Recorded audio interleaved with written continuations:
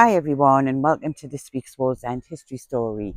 This week is another little wander around. Now you can probably tell that I'm in the whole grounds, and what I'm doing is I'm going to have a little walk along the front of and round the back of where the vinery wall used to be in the whole grounds.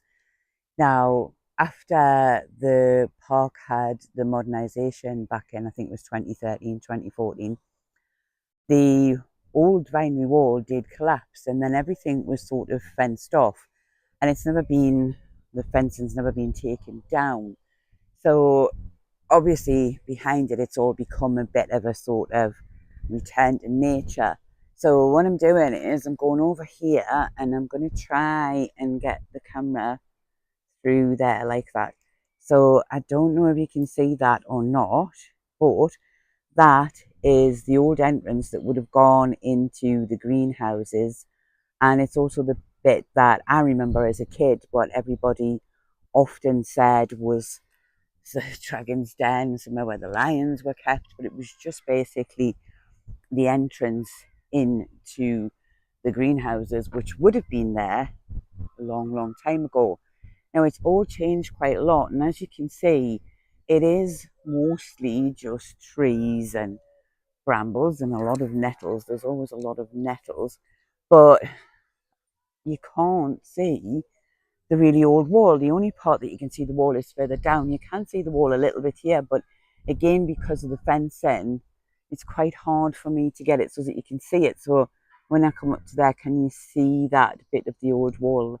Well, it's just decided to focus completely on to the fence, so that's really not any good. So you can't really see it, but behind there is the really old wall. Now it's an original wall from when this was the vinery and when they used to actually use it, and that would have probably been in Robert Richardson Dee's day and before.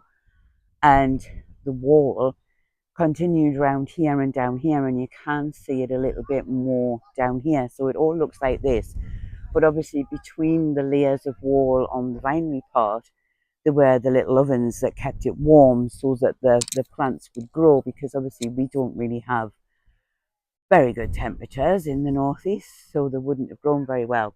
Now, I'm quite sad in a lot of ways, and I kind of know how old something is by the brickwork, but it's a little bit harder to tell with these. And I know I'm getting a bit close to a brick, and it probably sounds very strange, but they are handmade bricks, so that they're a little bit harder to tell their age. But obviously, they would be really old because this would have been built when the Wallsend Hall was just Wallsend Hall where somebody lived. So you're probably talking about 1700s, something like that. And you can tell because the bricks are quite small, they're a lot smaller than the bricks we get today, and every type of brick is built, and every type of wall, I should say, is built in a different way over the years. And I know when something's built in the 1800s, etc. So I'm sure you've really enjoyed that little talk about a brick wall. But what I'm going to do now is I'm going to go round the back. So it's actually not too bad to get round here at the moment. So I could have gone up a different way and I could have come through the back, but to come through that, it would have just been basically a whole load of trees. You wouldn't have seen anything else, and I could go through there, but I'm not going to. I'm going to go up around this way, and I've got to watch where I'm going because there's a lot of dips and things like that, and there's quite a lot of trees because it's summer and it's nicely growing at the moment. Now over there, which is something that I've never been able to find, but somewhere in that region over there is where there used to be a well. And it was probably a well that was used by the hall, and it was probably used for the vinery as well. Now I think it's kind of in the undergrowth. I'm just going to go a little bit further along, but I think it's going to go, it's sort of in the undergrowth over there is where I would say that it was. But of course you can't sort of see anything, and I've looked and I've never been able to find any signs of it, but I think that's probably roughly where it was. So it probably is still in that area somewhere.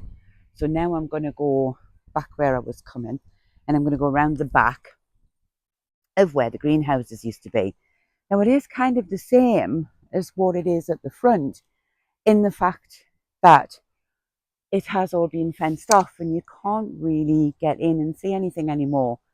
But I know that a lot of people probably remember this area from when they were younger and coming down here and going up that area. So I'm actually just going to stop there, and there's one of the machines. It's kind of strange that it's in the middle of all this undergrowth, but that's inside there. There's a little handle, and you put paper underneath that and push the handle down, and you get a print of a tree, a leaf, a flower, things like that.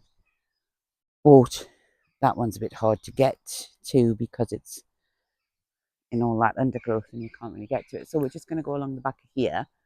So you can see a bit more of the wall there. So that would have been, roughly speaking, where the vinery wall would have ended. So up the back of here, there's a lot of people actually do walk around here. So I'm hoping not to film anybody because I do try not to film people if I can help it. I know it doesn't always work. So coming up here now, you can see it's got the fence and you can't get through there. And obviously over here is just brambles. I think we've got a lot of blackberry bushes and there's actually things starting to grow. It's actually a very nice warm day in June. That was a huge butterfly that just went past. So going along here, like I said, there's not a lot that you can see, but I just wanted to bring you for a little walk around here. It's something different.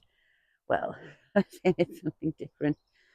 Kind of really just a load of undergrowth, but through there you can possibly see the back end of the vinery wall. And then really where I'm standing, because obviously the vinery wall wasn't the greenhouses, so obviously where I'm standing at the moment is kind of where the greenhouses would have been. So you can get up to the field up there, but I don't fancy walking up there at the moment. So I'm just going to go a little bit further along here just to see if we can see into what I used to call it like the grotto, which is the other side of where that little doorway is. But again, as I've said, it is really quite overgrown and there's not a lot that you can see. But you can see that just there is where the end of the wall is. And I know that it's easier for me to see because I can see through the fence, and you probably can't see through the fence on this, but that is pretty much where that little doorway is. And you used to be able to get into there. In fact, to be totally honest, when I was doing photos for Wallsend Memories a long time ago and the whole grounds was all being modernised, that's actually how I was able to go and get inside and have a look to see what they were doing. So along here you can see a totally different wall. That's an awful lot of graffiti. It's not too bad though, I've seen worse. And then obviously up here, once again, it is really just, you can't see anything. You can actually see straight through and out towards the hall, but again, I can see it, you probably can't. So I'm thinking, to be honest, it's probably going to be a bit of a strange video, this one, because obviously it's quite a lot of just fence and grass. But so that's kind of, like I say, where the vinery wall was, and that's where the greenhouses, where I'm standing is where the greenhouses used to be. So this was where they used to make the wine, and this was probably where the wine was provided for Wallsend Hall, because this was the greenhouse, the vinery wall and everything was all still part of Wallsend Hall.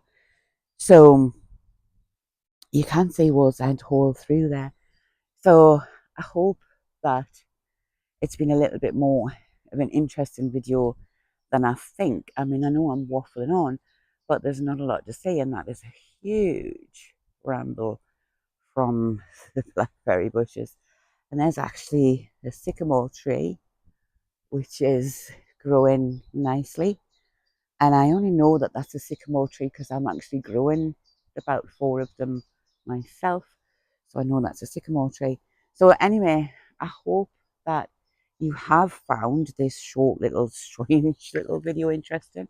I mean, it's not, like I said, it's not really a history story. It's just a little wander about, and I hope you can hear the birds twittering. It's a really lovely place. I mean, this part is pretty much given over to nature, which is fine. So